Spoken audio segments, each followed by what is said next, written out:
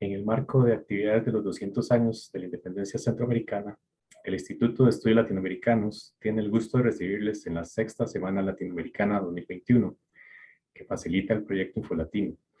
Desde ámbitos del pensamiento latinoamericano, los derechos humanos y la educación para la paz, ejes del trabajo investigativo del IDELA, el propósito principal de este evento es abrir espacios a conocimientos diversos y extender reflexiones aún más allá del ámbito académico, mediante este diálogo de saberes. La Semana Latinoamericana se celebra desde el lunes 25 de octubre hasta el 5 de noviembre y se integran alrededor de 22 eventos académicos. En esta Semana Latinoamericana se nos unen destacados especialistas nacionales e internacionales, y entre sus cátedras recibimos importantes tópicos como neolingüística, patrimonio cultural, historia colonial, prácticas del buen vivir, migración y exilio, atención a grupos en riesgo por poblaciones vulnerables, derechos humanos, feminismo territorial, gestión comunitaria de varias ópticas latinoamericanas, así como un retrato cultural artístico por la memoria del Bicentenario. Además, es imperativo recordar que este espacio acoge la participación de estudiantes con Carisma UNA y, y la participación de la comunidad nacional. Agradecemos a los presentes su especial interés por aliarse a estas nuevas maneras de autodescubrimiento, de mirar el mundo al revés, de plantear utopías y vivir el latinoamericanismo. Damos fe de la apertura, el entusiasmo, la solidaridad de los protagonistas, especialistas encaminados a compartir sus conocimientos por la búsqueda de un mundo más digno, humanista, en donde el sentido de plenitud libere en sus prácticas los saberes para transformar vidas. El día de hoy tenemos el conversatorio Fundamentalismo Neopentecostal y Derechos Humanos, con la invitada especial, la doctora Gabriela Arguedas, biotecista de la Escuela de Filosofía de la Universidad de Costa Rica, y el máster Agner Barrera Rivera, académico del Instituto de Estudios Latinoamericanos de la Universidad Nacional, a quien damos la bienvenida en este momento. Adelante. Muchas gracias, compañero Ronald. Buenos días, compañeras, compañeros. Primero quiero agradecer y felicitar al compañero Ronald Obando por organizar y coordinar esta Semana Latinoamericana en el Instituto de Estudios Latinoamericanos. Esta es la sexta semana que se celebra. Esta mañana hemos separado en el calendario de la Semana Latinoamericana presentar, exponer, desafiar, indagar y provocar en la universidad y en los amigos y amigas que nos siguen el interés por abordar un tema relacionado a la religión y los derechos humanos. El proyecto que tenemos a cargo se titula Religión y Derechos Humanos, el papel del fundamentalismo neopentecostal y la violencia de género. Para esta ocasión hemos invitado para este conversatorio a la doctora Gabriela Arguedas. Estamos muy agradecidos de su presencia con nosotros. Ella es una bioeticista, farmacéutica, docente e investigadora. Es profesora de la Escuela de Filosofía e investigadora del Centro de Investigaciones y Estudios de la Mujer de la Universidad de Costa Rica. Sus áreas de especialidad son feminismo, bioética, derechos humanos y filosofía de la medicina. Tiene una buena cantidad de trabajos publicados, artículos académicos muy importantes donde aborda precisamente varios de estos temas en estas áreas. En esta mañana nos acompañan un buen grupo de estudiantes de nuestras maestrías. Particularmente tenemos aquí 3 estudiantes que sus trabajos finales de graduación están insertados dentro de esta temática. Ellos son la compañera Alejandra Portugués, que es abogada, el compañero José Toledo, teólogo, y la compañera Ruth Vindas, teóloga, que también nos van a acompañar con algunas participaciones.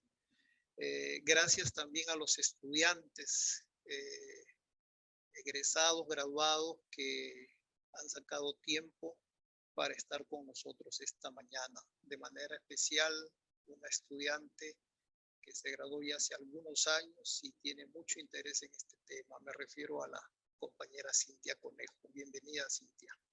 Muy bien, les explico cómo vamos a desarrollar nosotros este conversatorio. La metodología va a ser la siguiente. Voy a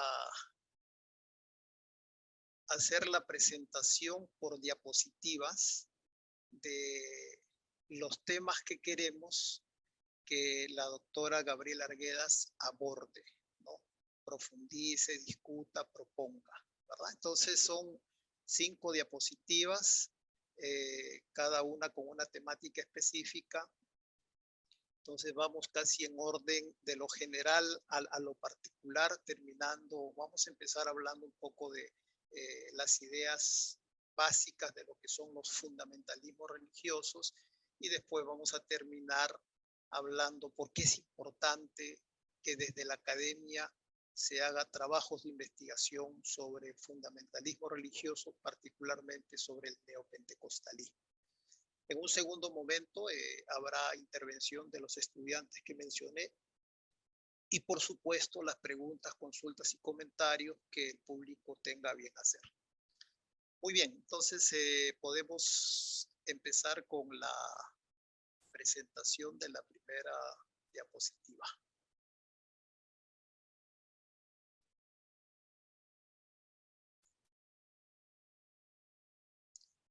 Este es el tema principal, ¿no? Fundamentalismo neopentecostal y derechos humanos. Y doctora Arguedas, nos gustaría que primero hiciera referencia a estos aspectos que he señalado aquí en la diapositiva. Vamos a dejarlo ahí para que el público nos pueda acompañar, ¿verdad? Entonces, usted tiene el tiempo que gusta, ¿verdad? No lo diga todo de una vez porque después vienen más temas, ¿verdad? Entonces puse sobre fundamentalismo religioso, todavía no estamos hablando del neopentecostalismo. Entonces, ¿por qué es importante que hablemos en plural, ¿verdad? Del fundamentalismo.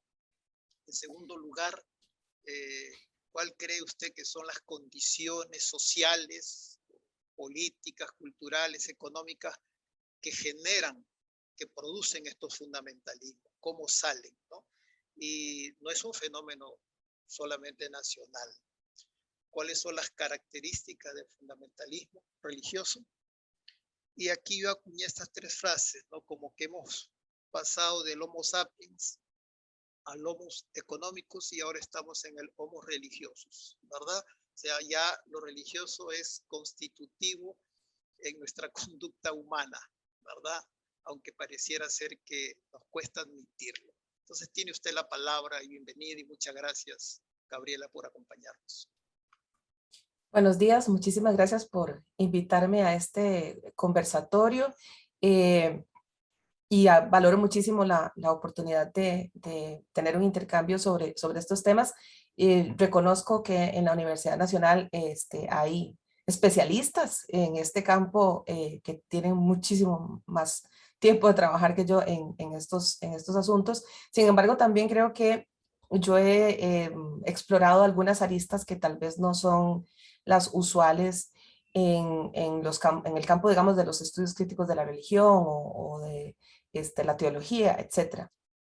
Yo llego al campo, al tema de los fundamentalismos religiosos a través de otra ruta, que es la ruta de la bioética y de encontrarme desde la bioética algunos problemas muy importantes que tienen que ver justamente con la expansión en el mundo contemporáneo de los fundamentalismos religiosos.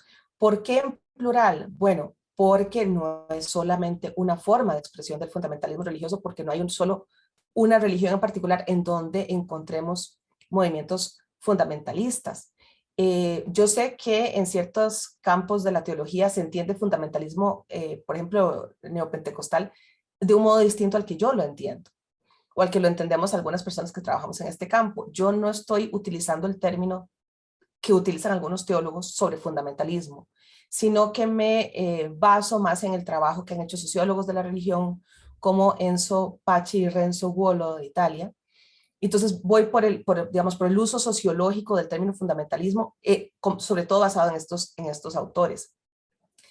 No es un fenómeno nuevo. Las expresiones fundamentalistas en las diferentes religiones, sobre todo en las monoteístas, en el cristianismo, en el islam, en el judaísmo, las expresiones fundamentalistas de estas religiones no son un fenómeno nuevo en lo absoluto, en lo absoluto.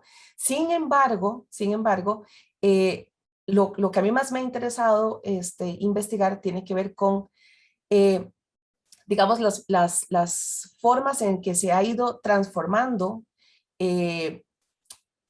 la expresión fundamentalista de algunas corrientes dentro del cristianismo en el mundo contemporáneo, sobre todo finales del siglo XX e inicios del siglo XXI, por una razón particular, y es por su impacto político y por su, digamos, alianza estratégica con otro,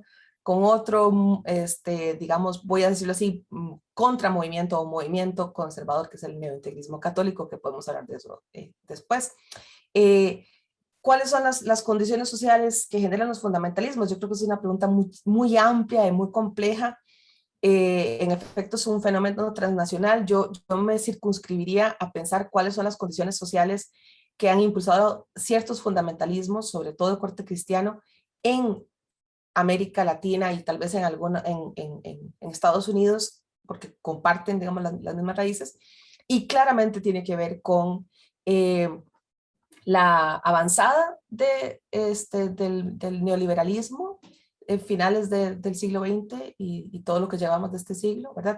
Hay una relación muy profunda con los efectos sociales y culturales que ha tenido, digamos, el neoliberalismo in extremis, y aquí estaría siguiendo yo a don Franz Hinkelamer, la destrucción o el debilitamiento, la ruptura del tejido social, el debilitamiento del estado de bienestar, la hiperindividualización en la sociedad, tienen que ver con, con un recrudecimiento de ciertas formas de fundamentalismo y también como una reacción hacia la globalización que viene de los sectores que han sido profundamente perjudicados por la globalización.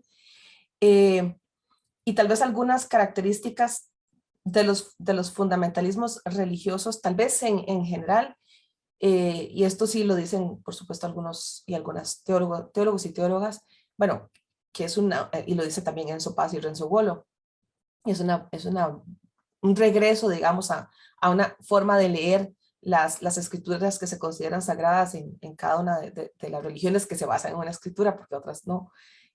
Una vuelta, digamos, a esos textos sagrados como si fueran de verdad una fuente de orden moral que no admite interpretación alguna, sino que debe tomarse de una manera literal. Esa es una característica, pero ya vamos a ver que eso comienza a perder fuerza en las expresiones, por ejemplo, de fundamentalistas neopentecostales, y comienza a tomar fuerza la voz del el líder espiritual o del nuevo, lo que se conoce como el nuevo apostolado, ¿no? que es una deriva del neopentecostalismo.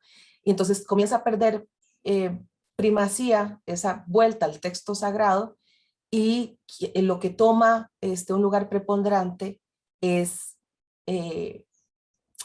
la voz del líder, y se le atribuyen casi que poderes mágicos, ¿verdad? Lo que estamos viendo es una mezcla bastante atípica de características, ¿verdad? Que casi uno podría decir que si se ve con estricto rigor académico, podría decirse que esos movimientos casi que heréticos, pero bueno, no es esa la discusión que a mí más me interesa, sino ver de qué manera estos movimientos son básicamente no religiosos, sino a fin de cuentas son políticos y tienen una agenda política y han tenido éxito político.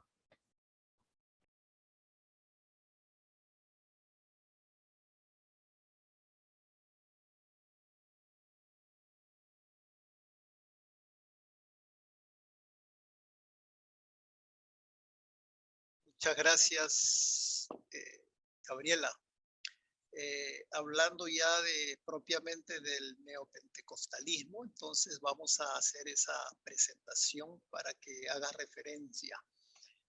¿Cuáles son algunas de las características del pensamiento neopentecostal? Puse algunas como para provocar, ¿no? La interpretación que tienen de la Biblia, la teología de la prosperidad, etc. Algunas características más ya de tipo organizacional, ¿no? Los recursos con los que cuentan, el tipo de iglesias, los medios, las redes que utilizan, los pastores, los apóstoles, los salmistas, ¿verdad? Y como ya señalaste, no se trata de casos aislados, únicos en países, sino están presentes en muchos países, ¿verdad? Y este tipo de iglesias también los tenemos en Centroamérica y por supuesto, como no, en Costa Rica. Y esto es muy importante, Gabriela. ¿Qué sectores de la población forman parte de estas iglesias neopentecostales? ¿O a qué sectores sociales también llegan los neopentecostales, verdad? Ahí como que no hay ideas muy claras, ¿verdad? Algunos confunden a los neopentecostales con la iglesia pentecostal tradicional, ¿no? Esa iglesia pequeñita en lugares urbanos marginales o rurales, pero el neopentecostalismo tiene otras características también con sus megas iglesias, con su tipo de pastores, con las redes, etcétera, ¿no? Pero tampoco es que en estas iglesias, o sí, están excluidas las personas pobres, carentes de trabajo, etcétera. Ahí tiene que ver un poco también con el mensaje que se les da, ¿verdad? Adelante, Gabriela. Gracias. Bueno, sí, estos son, algunos son temas que yo he trabajado con más interés y otros los han explorado otros investigadores e investigadoras, por ejemplo, Laura Fuentes, investigadores de la UNED, de un centro de investigación en el que se viene también desarrollando proyectos interesantes sobre estudios sobre la religión. Hay diversas respuestas, digamos que hay debates, no hay una única forma de responder estas preguntas. Yo me voy a concentrar en algunos aspectos que son los que a mí más me han interesado, de nuevo, por sus efectos políticos y a fin de cuentas por sus efectos dentro del movimiento que yo más realmente he investigado, que es esta unión entre ciertas formas de fundamentalismo neopentecostal y organizaciones políticas y económicas asociadas a esas mega iglesias que después terminan también vinculadas con partidos políticos.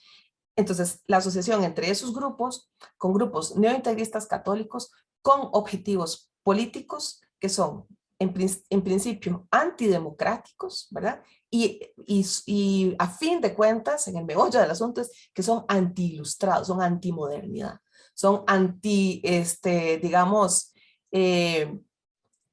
no voy a decir que es que quieren un retorno a la Edad Media, en lo absoluto, sino que quieren una reestructuración de lo que se entiende como una república democrática, ¿verdad? Entonces, esto es grave. Esto ha causado problemas sociales, políticos, económicos dramáticos en Estados Unidos, en Brasil, en Costa Rica, en Honduras, en Guatemala, ¿verdad? Y incluso lo estamos viendo también expresarse formas similares a lo que yo estoy describiendo en países europeos, ¿verdad? Asociados con movimientos de ultraderecha. Y aquí es importantísimo el tema de la teología de la prosperidad, esa narrativa, ya dirán aquí las especialistas en teología, esa narrativa uno también podría decir que es casi como una herejía, ¿verdad? Esa narrativa es contraria a digamos, las narrativas tradicionales de las diversas expresiones del cristianismo que podíamos ver, digamos, durante las últimas décadas, por lo menos después de la Segunda Guerra Mundial, ¿no? Donde incluso en algunos países eran las organizaciones religiosas, fueran protestantes o católicas, las que hacían un llamado de alguna manera, a veces no tan explícito, pero hacían un llamado a atender ciertas formas de injusticia social, ¿no? Entonces, la teología de la prosperidad es exactamente lo contrario. La teología de la prosperidad dice, en resumidas cuentas, si usted es pobre, es porque está pagando, algo ha hecho mal y Dios lo está castigando, ¿no? Lo estoy sobresimplificando para ahorrarnos tiempo, ¿no? Y si somos hijos de un rey, si Dios es rey y nosotros somos hijos de Dios, entonces somos príncipes, y somos princesas y merecemos abundancia, ¿verdad? Entonces no está mal que un pastor de una mega iglesia se enriquezca y tenga 3 aviones, o tenga carros de lujo, o tenga muchas casas, ¿verdad? Es un signo de que él está bendecido por Dios. Entonces esta es una narrativa completamente distinta, digamos, a lo que había sido de alguna manera una narrativa no voy a decir que era lo mismo que la teología de la liberación, no voy a decir que todas las iglesias estaban en esa conexión de la opción por los pobres, pero de alguna manera la tónica era no culpar al pobre por ser pobre, ¿verdad? Y esta teología de la prosperidad lo que dice es, usted quiere dejar de ser pobre, entonces tiene que seguir nuestras reglas y sobre todo tiene que diezmar así esté en la más tremenda situación económica. Y a través de esta narrativa y de esta justificación de la concentración de la riqueza, hay un enlace muy, digamos, útil para sus propios intereses entre dos movimientos o dos, digamos, lógicas políticas que hoy vemos unidas, ¿verdad? Que casi son inseparables. La narrativa neoliberal y esta narrativa moralista y fundamentalista, ¿verdad? ¿Por qué esto le sirve a quienes quieren una reforma neoliberal del Estado y a quienes quieren básicamente que el neoliberalismo no solo sea un modelo económico, sino que sea también un modelo cultural y político? Bueno, porque la narrativa de la teología de la prosperidad también va en contra de el Estado social de derecho. También va en contra del Estado de bienestar, o que el Estado se haga cargo de, digamos, de ciertas obligaciones básicas de derechos económicos, sociales y culturales, ¿verdad? Para las, digamos, jerarquías o élites asociadas, que ni siquiera podría yo decir si son creyentes o no son creyentes, pero que están asociadas a estas mega iglesias, que están conectadas entre sí, que tienen estas redes, no solo de medios de comunicación, sino que tienen redes empresariales, que incluso algunos estudios demuestran que sirven para lavado de dinero, que están asociados con grupos criminales, que están asociados con organizaciones políticas de extrema derecha en Estados Unidos y en otras partes del mundo. Hay varias investigaciones que ya lo demuestran. Estos grupos necesitan que el Estado deje de hacerse cargo de ciertas obligaciones de derechos económicos, sociales y culturales, porque eso les deja un mercado a ellos, ¿no? Y la lógica, digamos, las élites neoliberales, pues quieren exactamente lo mismo. Que no haya política social, sino que haya obras de caridad. Y que de eso se encarguen, pues, las iglesias o las organizaciones que quieran, pero no el Estado. Sí, que el Estado sea mínimo y que se encargue solo de las regulaciones mínimas para que el mercado se encargue de todo lo demás. Básicamente Hayek, ¿verdad? Y eso, por eso esta unión estratégica, y ya casi podríamos decir que son, y que no se pueden distinguir, que son, ¿verdad? Que son la misma cosa, ¿no? Neoliberalismo y esta expansión de esta forma particular de fundamentalismo neopentecostal, que incluso, bueno, hay algunos estudiosos como, en este momento se llama, nombre, es un investigador sociólogo de la religión que trabaja en Montreal, ahorita les digo, profesor Gagné, de apellido Gagné. Él dice que ya ni siquiera les podemos llamar neopentecostalismo, que son que surgió una nueva expresión que es la de estos nuevos apostolados que combinan muy bien con la narrativa de, digamos, de asumir que la obligación de un creyente política, ¿sí?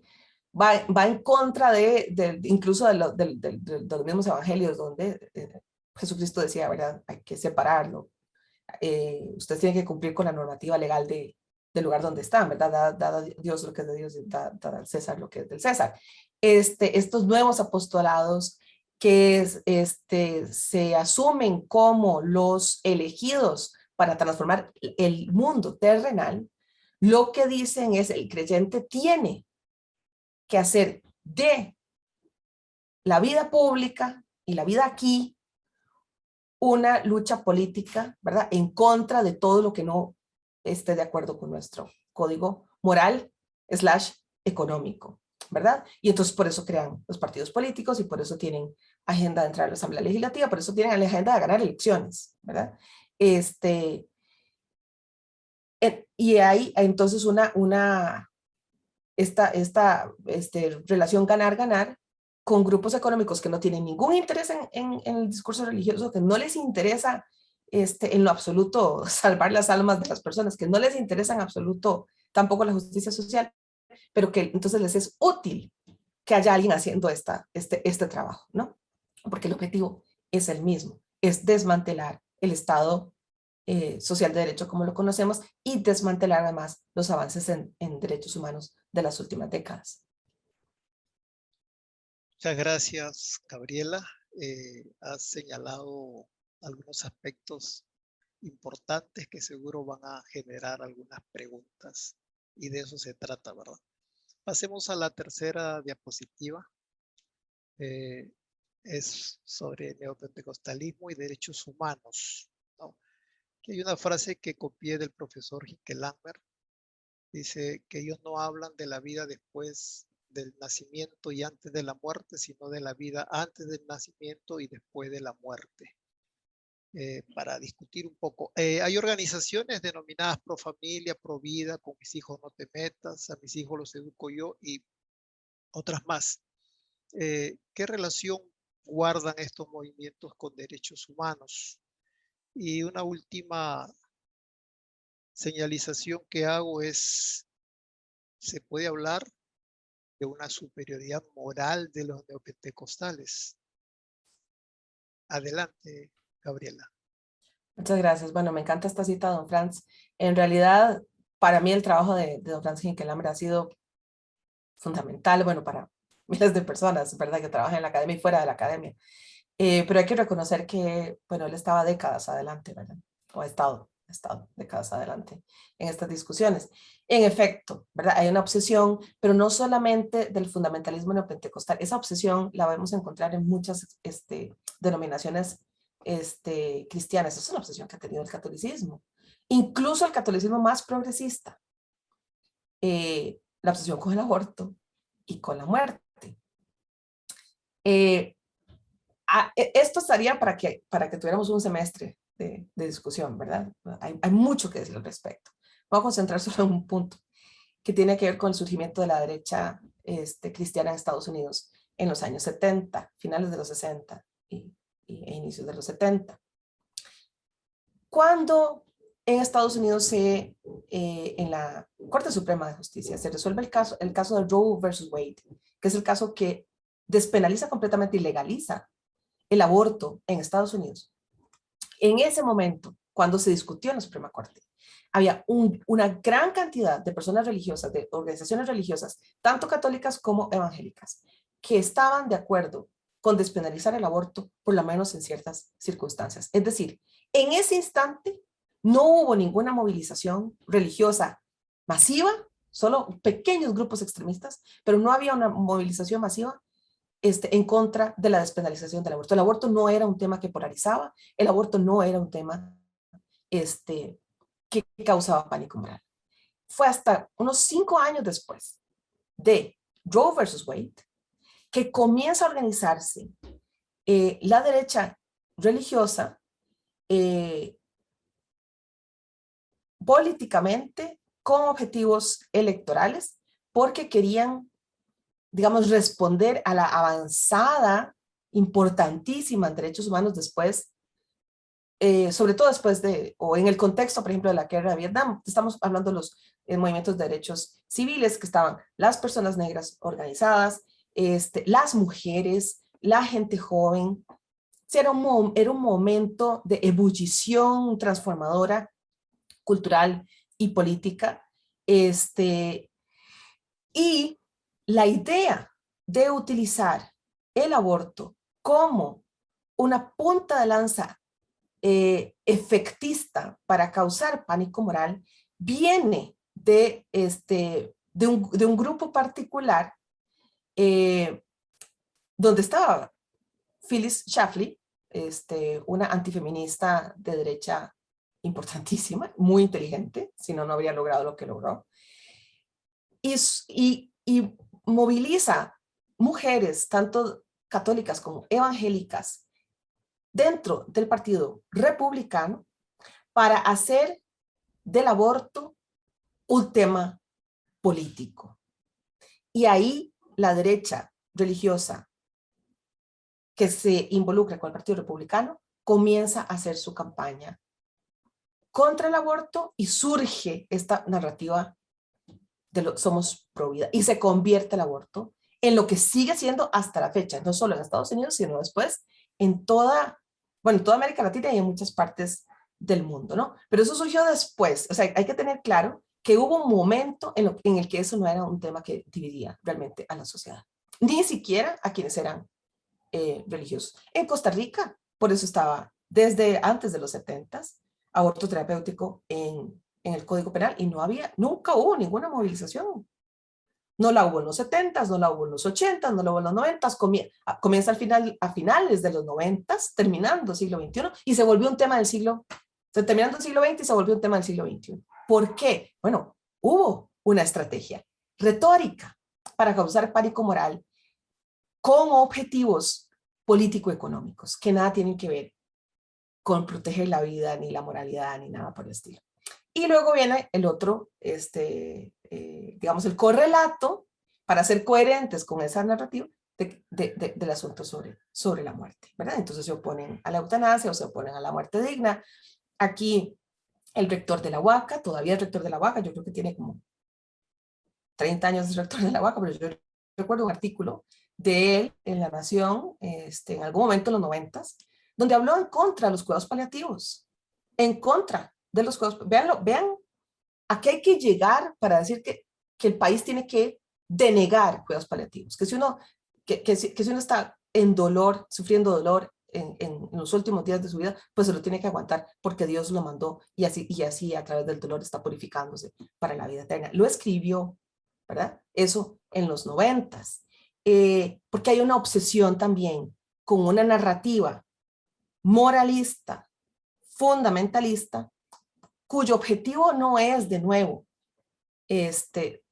salvar almas y salvar vidas, es disciplinar a la sociedad para que la única fuente de reflexión, posteriormente ética, sea la que viene de ciertas organizaciones religiosas. ¿Por qué? Porque eso es básicamente antidemocrático. Y eso es básicamente, digamos, en contra de la herencia de las ideas de la Ilustración y de la modernidad, que son la base, a fin de cuentas, de una democracia, aunque sea imperfecta, y de una plataforma de derechos humanos, aunque sea imperfecta y aunque sea incompleta. Todos estos movimientos, a mis hijos los educo yo, que surgen con la narrativa, con la retórica vacía de la ideología de género, siguen esa misma estrategia. Todo forma parte del mismo objetivo: crear narrativas que polarizan, que causan pánico moral para distraer a grandes sectores de la población de discusiones que tienen que ver con el bien común, a fin de cuentas, y de la justicia social. Y por eso es que le sirven a los sectores de corte más neoliberal,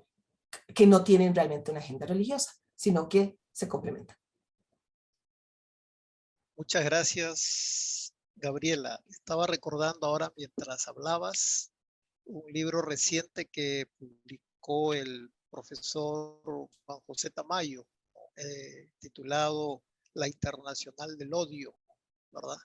Que no solamente estos movimientos neopentecostales o fundamentalistas religiosos, además de ser una organización internacional debidamente conectada, si hay algo que les caracteriza es precisamente, no el amor, ¿verdad?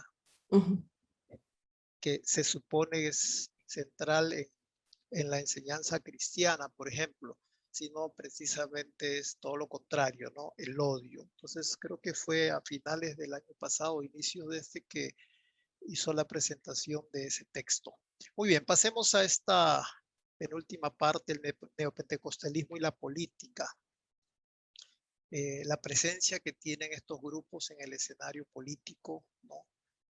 La religión, como decíamos al inicio, parece que ahora forma parte de las decisiones públicas, ¿no? Donde algunos pecados se convierten en delitos, ¿verdad? La relación del neopentecostalismo con los partidos tradicionales, con partidos que generalmente no aceptan, ¿no?, la intervención del Estado en los asuntos sociales, públicos, y cuánto ayuda o no el neopentecostalismo a fortalecer, a desarrollar, a crear, a mejorar la democracia. Gabriela, adelante. Voy a comenzar por la última. En nada, en nada va a ayudar a la democracia. No, esa es mi posición. En esa posición, digamos, tal vez para alguna gente sea una posición radical, y pues sí, me voy a la raíz. Ninguna expresión extremista religiosa es compatible con la democracia. Ninguna, en ninguna parte del mundo. Hay que entender que estoy hablando de extremismos, ¿verdad? Por supuesto que la vivencia religiosa es muy importante para muchas personas todavía en el mundo, y hay un derecho a tener esa vivencia, siempre y cuando, ¿verdad?, nos entendamos como parte de sociedades que siempre han sido diversas, que siempre han sido, digamos, que nunca han sido homogéneas. La homogeneización es a través de la violencia. Los procesos de evangelización en muchos casos. Creo que Génesis tiene el micrófono abierto.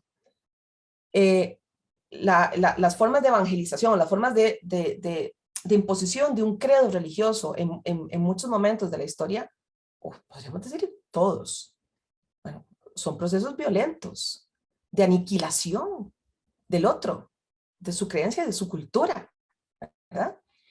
Entonces, ok, tenemos en este momento un derecho, es un derecho humano reconocido, ¿no?, la libertad de religión, pero es en el marco de normas mínimas de convivencia en una sociedad democrática, ¿verdad? Entonces, hay que entender cuál es el límite entre mi creencia religiosa y luego mi obligación ciudadana de adecuarme a las normas de una sociedad y de respeto hacia lo que yo considere que es diferente, sin llegar al relativismo, ¿verdad? Sin llegar al relativismo. Bueno, esto lo podemos discutir más profundamente, pero el asunto es ningún tipo de extremismo, y el neopentecostalismo es, por definición, tiende al extremismo. Aunque, ojo, cada vez encontramos más discursos extremistas en formas de organización religiosa que uno no consideraría extremistas. Yo tengo que decir aquí, porque hemos hablado solo de neopentecostalismo, no hemos hablado del neointegrismo católico, pero el neointegrismo católico es antidemocrático, por definición también. O sea, su raíz, que es el integrismo católico del siglo XIX, no solo era antidemocrático, sino de nuevo, incluso dentro de la misma Iglesia Católica, iba en contra de aquellos sectores de la Iglesia Católica que apoyaban ciertas formas sociales de demanda de justicia social, ¿verdad? Estos movimientos religiosos políticos extremistas, casi que uno podría decir, y estoy trabajando en desarrollar ese argumento, son parte de una fase que estamos experimentando, que denomina Jürgen Habermas, que es el neofeudalismo, digamos, que es al extremo al que nos ha llevado el neoliberalismo, ¿no? Es un proceso ya de neofeudalismo. Y estas expresiones religioso-políticas extremistas son neofeudalistas a fin de cuentas. Entonces, por supuesto que no pueden ser, que no pueden aportar nada a la democracia. Una sociedad democrática debe más bien oponerse y neutralizar esas derivas religioso-políticas extremistas. ¿Cuál es su modus operandi? Por supuesto que la creación de partidos políticos o intervenir partidos políticos tradicionales o crear nuevos partidos políticos. Yo creo que ha quedado más que claro que desde que entraron en la Asamblea Legislativa diputados de corte fundamentalista, la calidad del trabajo parlamentario ha caído. ¿Sí? Y más bien cada vez nos encontramos más circo y manipulación dentro de la Asamblea Legislativa. Por eso yo estoy en total desacuerdo con aquellos colegas especialistas que han dicho que esto surgió con las elecciones pasadas en el 2018. Yo lo he dicho en otras ocasiones. No estaban poniendo atención. Pero es un problema, porque es que en la academia no se le, o por lo menos durante los últimos 25 años, se le dejó de prestar atención a lo religioso sobre todo en su relación con lo político. No, el camino se inició con gente que mucha gente consideró como payasos, como personajes, ¿verdad? Como Justo Orozco. Bueno, fue un error ciudadano considerar que eso solamente era un entretenimiento para las masas desde la Asamblea Legislativa, ¿no? El daño que hizo, yo creo que ha sido irreparable, y el daño que han hecho otros líderes religiosos políticos que han estado en la Asamblea Legislativa ha sido irreparable, y ese daño se va acumulando, y no es un daño reciente, ¿verdad? Es un daño que se viene gestando desde finales del siglo pasado. En una sociedad democrática, en una república, Costa Rica todavía dice que es república. Entonces, una república democrática, aquí tenemos que ponernos de acuerdo. O somos república democrática o no somos república democrática. Pero si queremos decir que somos una república democrática, a esto hay que ponerle un alto, ¿verdad? Y yo llamo la atención del Tribunal Supremo de Elecciones. Porque hay cosas que han pasado durante los últimos años con respecto a los partidos políticos confesionales, que a la luz de la normativa constitucional actual no debieron haberse aceptado. Por lo menos hay un debate que dar ahí sobre cómo se está interpretando la norma constitucional y la norma legal. Hay un debate que dar, y creo que el Tribunal Supremo de Elecciones no ha sido abierto para ese debate, de cosas que ha admitido que no debió haber admitido, o de la lentitud con la que ha reaccionado, ¿verdad? Hubo amparos electorales que se presentaron antes, digamos, contra líderes de personajes de la Iglesia Católica, y esos amparos electorales tardaron 6 o 8 meses en resolverse cuando ya habían pasado las elecciones. Ya el daño estaba hecho. Y se les sancionó, ¿verdad? Hubo un obispo al que se le sancionó, y de manera solidaria a la conferencia episcopal. Pero ¿de qué sirve si eso no se hace público masivamente y se discute por qué hubo esa sanción? Y se revisa constantemente que no están volviendo a cometer las mismas faltas, ¿verdad? Eso es un problema también de nuestras instituciones, que no están o no quieren entender la gravedad de este problema. Muchísimas gracias, Gabriela. Y nos introduces precisamente a la siguiente diapositiva y temática, cuando hacías referencia al fenómeno que parece que nuestras universidades no la veían venir, ¿verdad? Y cuando ya llegó, hubo muchas sorpresas. Yo observé en algunas universidades hasta lamento, preocupación, zozobra. Creían que era el fin de la historia, el fin de la universidad, ¿verdad? Y corres para ver cómo sumarse a evitar que ellos alcancen el poder. Abner, si puedo hacer una interrupción, porque yo creo que es muy importante decir esto. Esto también tiene que ver con asunto de género. Quienes habíamos comenzado a hacer advertencias sobre el avance del fundamentalismo religioso en este país éramos sobre todo mujeres feministas y organizaciones feministas no académicas, organizaciones feministas, por ejemplo, como colectivas en defensa de los derechos reproductivos, como la Colectiva por el Derecho a Decidir. Otras organizaciones feministas no académicas fueron las primeras en hacer advertencias al respecto. Luego comenzamos algunas académicas, mujeres feministas, a hacer más investigación al respecto, y no pusieron atención Bueno, voy a tener que decir porque no leen lo que escribimos las mujeres, ¿verdad? Pocos hombres leen lo que escribimos las mujeres, es un llamado de atención, ¿verdad? Pero además porque dentro de la academia no se le presta atención también al conocimiento que se genera fuera de la academia, a través de organizaciones sociales. Y bueno, por eso les hagan tarde y se llevaron la sorpresa. Muchas dijimos, esto lo estábamos esperando hace una década. Sorpresa no, ¿verdad? Lamento sí, pero sorpresa en absoluto. Totalmente de acuerdo contigo, Gabriela, muy importante. Muy bien, pasemos a esta última diapositiva sobre la importancia de estudiar este fenómeno social, político, ¿no? ¿Por qué es importante estudiarlo en las universidades, por ejemplo? El poder simbólico que estos grupos tienen en la sociedad, y se puede hablar de algunos logros que hayan conseguido estos grupos, logros para ellos, ¿verdad? No, no para Claro. quienes... Adelante, Gabriela. Comienzo también por la última, claro, han sido exitosísimos. Si no fueran tan exitosos, no tendríamos esta actividad en este momento. No tendríamos por qué estar hablando de ellos, no serían relevantes. Han sido tremendamente exitosos en el mundo entero, en el continente africano, en el sudeste asiático, en Europa, en Estados Unidos, en toda América Latina. Han sido tremendamente exitosos, ¿verdad? Han bloqueado discusiones en la Organización de Naciones Unidas, en ámbitos que tienen que ver con derechos humanos. Tienen prácticamente tomada la Organización de Estados Americanos, con múltiples organizaciones de sociedad civil que en realidad son organizaciones político-religiosas, pero se multiplican, ¿verdad? Entonces son los mismos en diferentes organizaciones y han llegado a ser destrozos, ¿verdad? En las discusiones de derechos humanos en la organización, en la OEA. Sin estos movimientos, Donald Trump no habría sido elegido presidente de los Estados Unidos.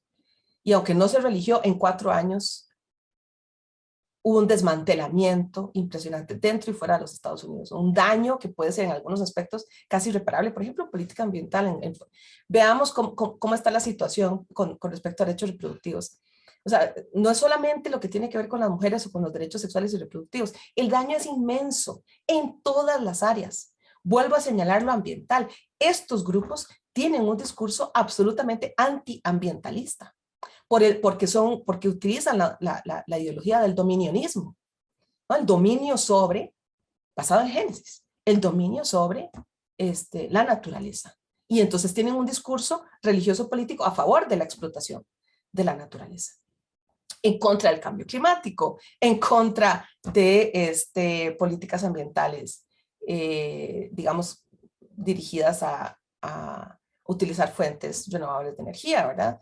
Por eso también los vemos asociados con sectores importantes en la economía, como los sectores petroleros. En fin, por eso es que hay que investigarlos, porque no se reduce únicamente a la cuestión, digamos, de la narrativa moralista. Esa es la punta de lanza, esa es la estrategia retórica para manipular a las masas. Pero esa no es solo la agenda es económico-política, vuelvo a decir, antidemocrática y profundamente neoliberal. Como es algo tan complejo, no se puede analizar solo desde una perspectiva, ni siquiera dentro de los estudios críticos de religión es suficiente, ¿no? Hay que trabajar en investigar este fenómeno desde muchas diversas perspectivas y además, y luego tratar de unir las piezas, ¿no? Que se pueden generar, descubrir a través de esas diversas formas de conocimiento, pues unirlas, ¿no? Es fundamental, es prioritario desde muy diversos frentes. Yo creo que en la medida en que el mundo científico, el mundo académico e intelectual está perdiendo legitimidad frente a ciertos sectores de la sociedad, en esa medida lo va ganando los sectores fundamentalistas religiosos de diversas expresiones religiosas, ¿verdad? No solo neopentecostales. Y ojo ahí, si va a llegar un momento en el que no va a haber punto de retorno, ¿verdad? Y yo creo que bueno, pues sí, que hay que encender desde hace tiempo todas las alarmas para que tomemos en serio desde la academia este fenómeno. Muchas gracias, Gabriela, por tus comentarios, respuestas, aportes a la temática. Vamos ahora escuchar la participación de las personas que nos están acompañando. Tenemos aquí en el Zoom alrededor de 30 personas y otro grupo de gente que nos está siguiendo por el Facebook. También me avisan que hay amigos, amigas interesados en el tema de diferentes países. Les agradecemos por estar conectados. Significa, Gabriela, que el tema importa, el tema interesa, ¿verdad? Muy bien, vamos a empezar con los compañeros que piensan trabajar esta temática en sus trabajos finales de graduación. Vamos a darle la palabra a la compañera Ruth Vindas. Escuchamos las 3 intervenciones de una vez de Ruth Vindas, de José Toledo y de Alejandra Portugués. Adelante, compañeros. Bueno, voy a referirme yo. Primeramente, quiero agradecer a la doctora Gabriela Arguedas por su excelentísima presentación, por la cantidad de insumos que nos ha aportado en esta mañana y también la cantidad de incertidumbre y cuestionamientos que se nos levantan al escuchar toda esta problemática tan potente y destructiva. Hay varias cosas que me llaman la atención y me causan urgencia por querer investigar un poco más. Pero voy a referirme específicamente a 2 cosas, quizá. Por una parte, la necesidad que hay de entretejer políticas pedagógicas también para ver de qué manera podemos provocar de una forma más asertiva cambios en el alto grado de población que se está dejando convencer y arrastrar por el fundamentalismo religioso. Y la otra cosa que me parece que me gustaría conocer un poco más es con respecto al papel de las mujeres en estos grupos. Las mujeres están ocupando un doble papel. Por una parte se han constituido en víctimas y por otro lado son victimarias porque se están sosteniendo también ellas desde su poder, entre comillas, ¿verdad? Como mujeres, están sosteniendo las bases también muy fuertemente de este fundamentalismo. Entonces, ¿cómo se puede lograr para que de alguna forma estas mismas mujeres puedan tener esa capacidad de visibilizar esta violencia simbólica que no solamente está en contra de su vida como mujeres, sino también, como bien lo mencionaba usted, doctora, ahora al final, cómo esta violencia simbólica hacia las mujeres está tan unida a la violencia ambiental. Son como las 2 cosas que dentro de todo este aparataje que usted nos ha presentado, pues me causan una profunda incertidumbre y quisiera conocer un poco más. Muchísimas gracias de nuevo, doctora. Gracias, Ruth. Vamos a escuchar seguidamente a José Octavio y luego a Alejandra y le damos la palabra a Gabriela. Adelante, José Octavio. Muy buenos días, doctora, muy buenos días, profesor Barrera y colegas, amigas y amigos presentes en el evento de hoy día. Ante todo, como la compañera que me ha antecedido, pues felicitarla a la doctora Gabriela por la tan minuciosa explicación que nos ha dado sobre esta aproximación al neopentecostalismo, ¿no? Y el fundamentalismo y derechos humanos desde una perspectiva religiosa. Con su permiso, me he tomado pues la libertad de de revisar un poco sobre algunas intervenciones que usted ha tenido dentro de su especialidad, que es la bioética, y le he seguido con bastante interés en algunas intervenciones.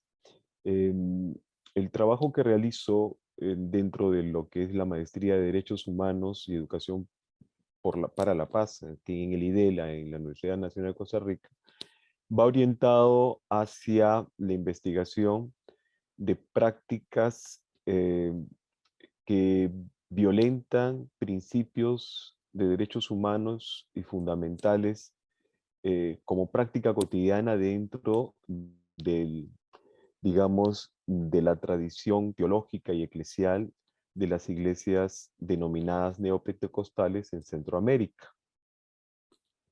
Desde este punto de vista, el tópico de interés que tengo es sobre estas ciertas ritualidades que las estoy denominando tortuosas dentro de esta experiencia religiosa, desde un perfil homofóbico. No voy a entrar dentro del plano misógino, porque ya sería ampliar mucho y esto ya podría ser hasta un tema más de doctorado que de maestría, ¿verdad? Pero voy a circunscribirme al tópico de homofobia, ya sea en relaciones homoeróticas o transgéneros, ¿verdad? Todos aquellos derivados. En esa línea me interesó primero, doctora, cuando usted resalta la intervención de una relatoría de las Naciones Unidas. Eso fue una intervención que usted tuvo el 28 de abril del 2016, hace 5 años. Se tituló su intervención en la investigación con seres humanos y derechos fundamentales, está en YouTube. Y usted hizo, entre otras puntualizaciones, que hay un salto, digamos, un salto analítico, epistemológico en el tratamiento de la tortura. Se pasa desde una concepción de la tortura circunscrita dentro de la terminología bélica, ¿verdad?, de la guerra, y se hace un salto cualitativo a un contexto ya desde el punto de vista de la salud pública, biomédica, bioética. Esto me pareció muy interesante a nivel metodológico, doctora, lo cual me ha permitido atreverme a agregar como, como metodología para la investigación que estoy llevando adelante algo así. Pasamos de la concepción de la tortura desde un contexto de guerra, doctor, y quiero saber su opinión después al respecto, a una concepción de la tortura desde un contexto bélico, biomédico, para dar un salto quizás, y si no es un salto, es una aproximación a una perspectiva de la tortura desde un contexto religioso, eclesiástico y teológico.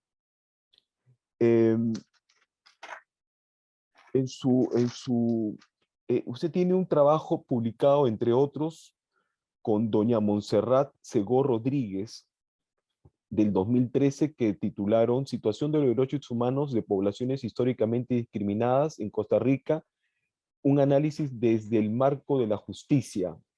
Y allí usted hace referencia a un texto que me pareció muy interesante, bajo su autoría, es el texto El aún tortuoso camino hacia la emancipación, fundamentalismos religiosos, los derechos humanos de los grupos históricamente oprimidos y la lucha por un Estado laico en Costa Rica, 2012.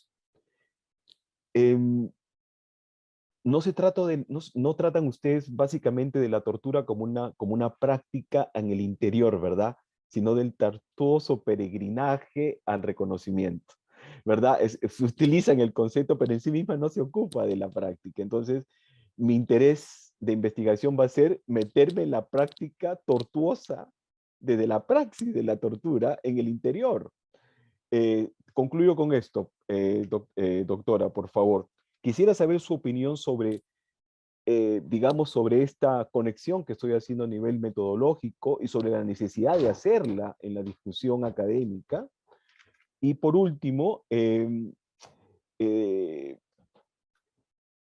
¿cómo usted haría digamos, una aproximación bioética a este posible método tortuoso, no físico? Le llaman le llaman los métodos menores de tortura, no por eso son mayores, de esta tortura psicológica que viene a ser la segregación, la estigmatización, la criminalización de todo aquello que no sea heteronormativo y esté dentro del esquema binario. Lo dejo allí. Muchas gracias, doctora, de antemano. Gracias, José Octavio. Adelante, Alejandra. Gracias, muy buenos días a todas y a todas. Doctora Arguedas, muchísimas gracias por la intervención. En realidad, creo que a partir de su intervención estamos seguros, José, Rudy y yo, que estamos más enamorados y enamoradas del tema. Buenos días a todas y a todos, al profesor Abner.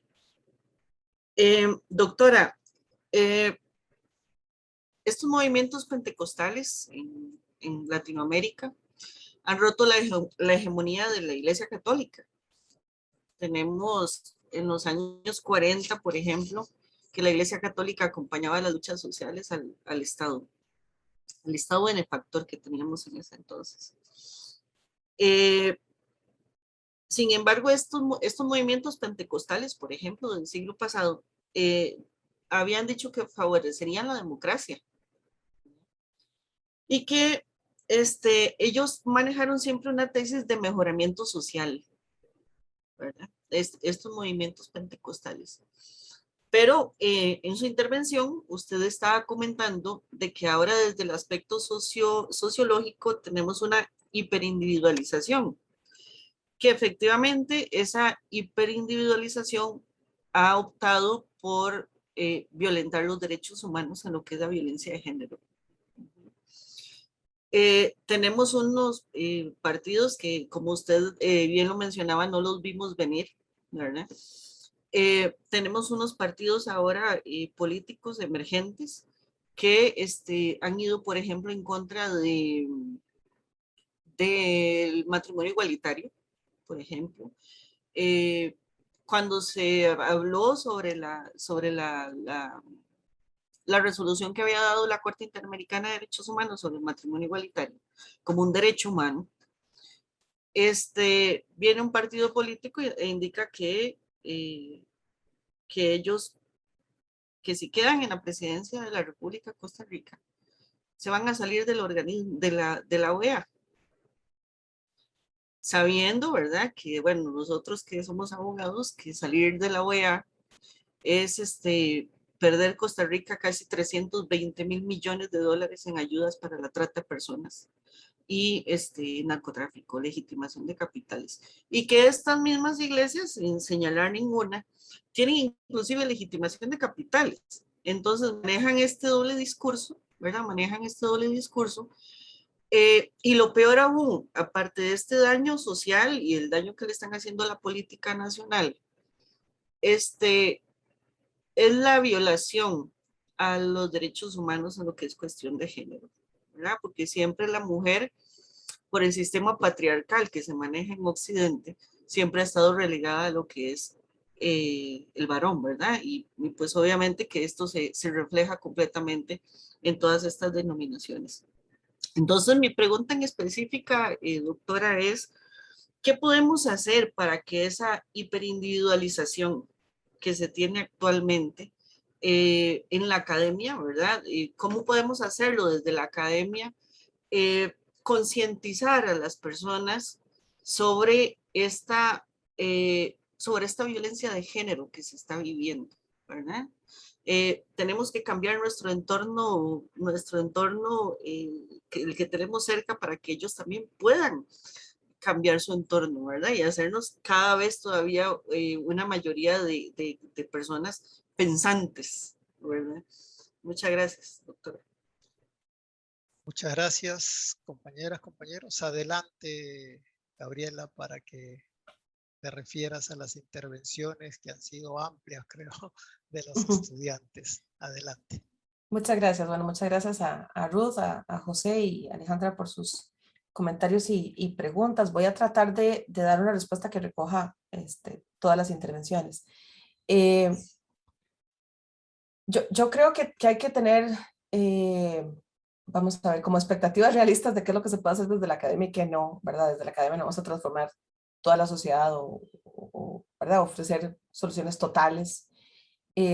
Nuestra principal obligación es crear, producir conocimiento y divulgar ese conocimiento y hacer ese conocimiento accesible. Y yo creo que esa es la forma de contribuir junto con otras instituciones, organizaciones, sectores sociales,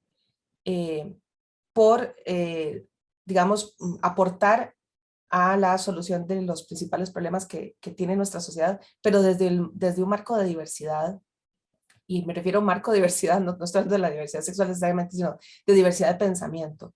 Creo que es peligroso también que incluso la misma academia termine promocionando pensamiento único. Entonces, nuestra labor tiene que ser siempre desde un respeto por la pluralidad de ideas y de enfoques teóricos, etcétera, ¿verdad? Pero esa pluralidad, el único límite que tiene es el límite del respeto a los acuerdos mínimos ético-políticos para poder vivir en sociedad de manera tal que las personas tengan libertades fundamentales para desarrollar su vida como quieran. Entonces, con respecto a la violencia contra las mujeres y la violencia contra las personas de la comunidad LGBT, hay universos, ¿no?, de conocimiento ya creado, desde dentro y fuera de la academia, desde los movimientos feministas y desde los estudios feministas. Yo creo que no hace falta descubrir el agua tibia. Hace falta reconocer ese conocimiento, llevarlo a donde no haya llegado y hacer eco de las exigencias que ya desde los movimientos feministas y desde los estudios feministas, las exigencias que se han planteado por décadas ya, algunas podríamos decir que desde hace siglos, hacia el Estado y hacia el resto de la sociedad, no solo hacia el Estado, ¿verdad?, sino también hacia el resto de la sociedad. Sobre la violencia contra las mujeres y la revictimización dentro de ciertas iglesias neopentecostales. Ojo que yo no estamos hablando del pentecostalismo o de las iglesias pentecostales, sino neopentecostales fundamentalistas, ¿verdad? Porque si no hacemos generalizaciones injustas. Iglesias fundamentalistas neopentecostales o iglesias católicas neointegristas. O sea, hay grupos neointegristas dentro de la iglesia católica en este momento. Hay sacerdotes que están en abierta desobediencia frente a lo que, por ejemplo, el Papa está promoviendo en estos momentos. Hay tesis de estudiantes, hay tesis de licenciatura, estudiantes de sociología, y tesis creo que también de maestría. Hay conocimiento creado sobre, por ejemplo, cómo viven las mujeres la violencia dentro de esas organizaciones y cómo reproducen también formas de violencia. Entonces hay conocimiento, lo que hay que hacer es sacarlo, ponerlo en práctica.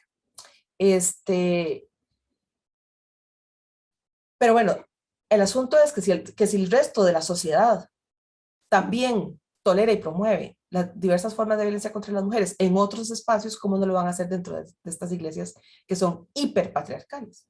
O sea, yo creo que también hay que hacer un proceso de autocrítica, porque es muy fácil ver formas de violencia en otros espacios, pero después resulta que es difícil verlos en nuestros propios espacios. Llamo a las universidades.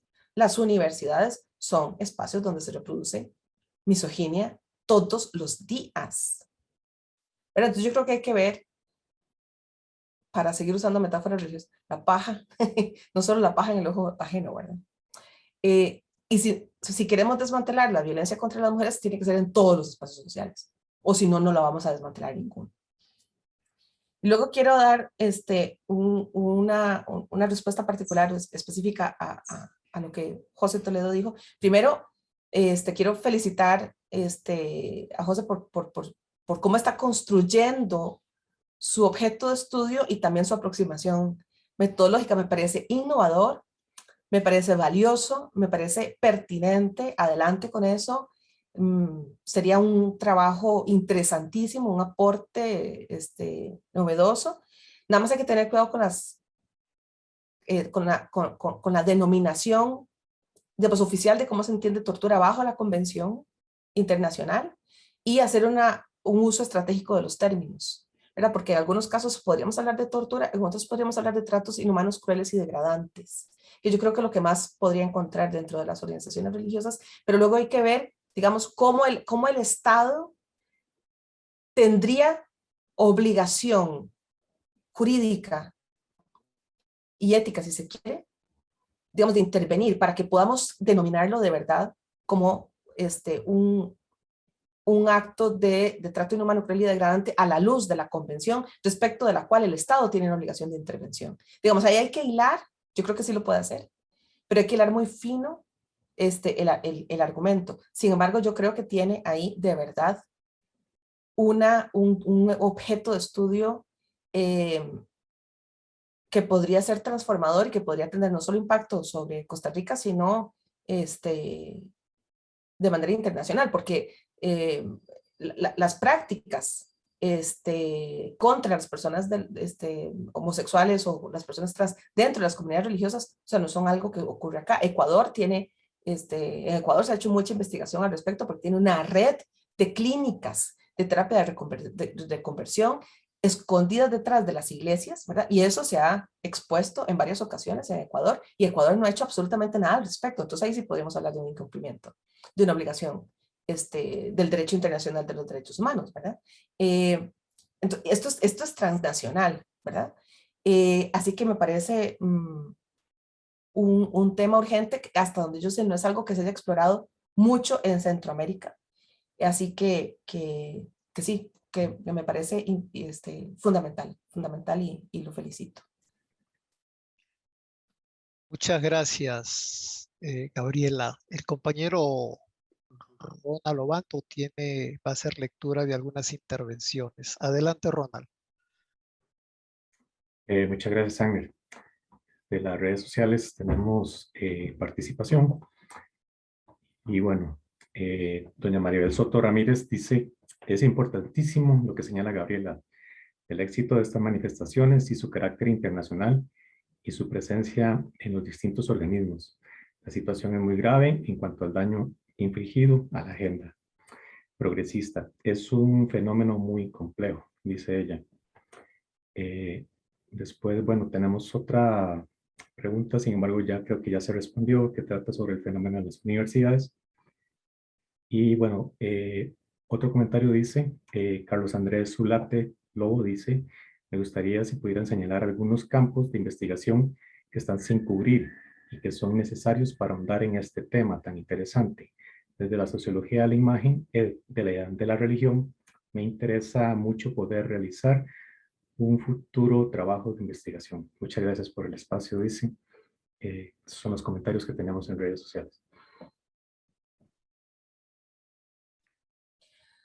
Para responder esa pregunta de qué otros espacios, digamos, hace falta desarrollar más, yo creo que es importante identificar, porque estoy segura que existe, la otra parte de la moneda.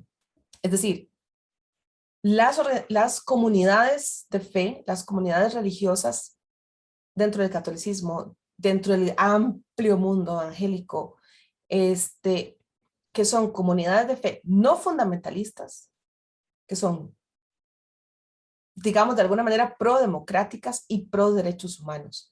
Puede que incluso sean mayoritarias, pero no se ven y no se escuchan. Ahí hay un problema, ¿verdad? Porque deberían escucharse más y deberían entrar en debate con las otras comunidades religiosas que son fundamentalistas. Entonces, explorar por qué no entran en ese debate crítico, ¿verdad? Pero más que eso, ¿quiénes son? ¿Cómo son sus prácticas? Porque es importante tener el contraejemplo, ¿no? El contrarrelato. De nuevo, para no caer en la homogeneización o asumir que todas las comunidades religiosas son fundamentalistas, que eso es falso, ¿verdad?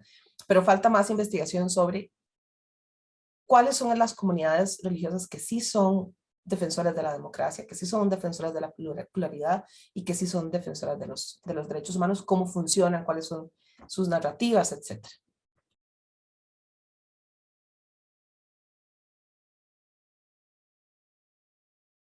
Muy bien. Muchas gracias, Gabriela, por las respuestas a las preguntas y por ahondar más en los comentarios. Muy bien, vamos prácticamente cerrando este conversatorio. Sin embargo, no queremos dejar a nadie con alguna inquietud o alguna pregunta de alguien que también, de alguno de ustedes que están aquí en la sala del Zoom. Entonces tienen ustedes la oportunidad de intervenir.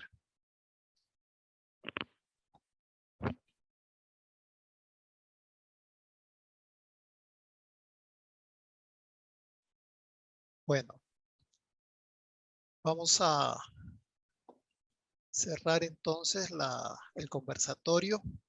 Y una vez más, muy agradecidos a todos los que nos han acompañado desde el Facebook, aquí en la sala, y los que están también fuera de territorio costarricense.